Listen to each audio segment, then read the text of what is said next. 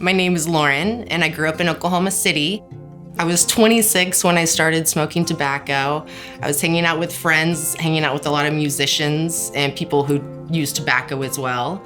And I started smoking, thinking that I would do like my mom and just quit smoking when I had children. And then turns out I never had any children. Out of my family, my family says they never thought I would have been the one who would have picked up tobacco, but it ended up being me. I moved out to Arizona. When I was personal training in Arizona, one of my clients sung country music and ran a country music bar.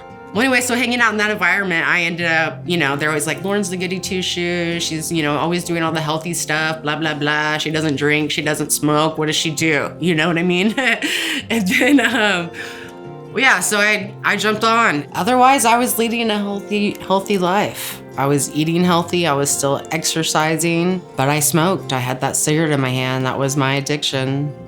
I started to realize how addicted I was when I went to enter back into the health field again and had a harder time quitting than I thought I would. And then I beat myself up a lot for, why did you ever start smoking in the first place? You knew better.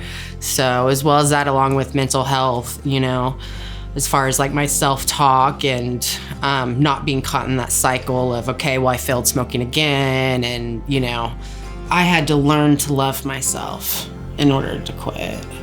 The people at the Helpline were awesome every time I called. I knew I was calling for nicotine replacement therapy. I knew I was gonna use the lozenge. I tried the gums and I tried the patches. I found the lozenges I liked the best. They didn't judge me for however many times I had to keep calling back for more lozenges.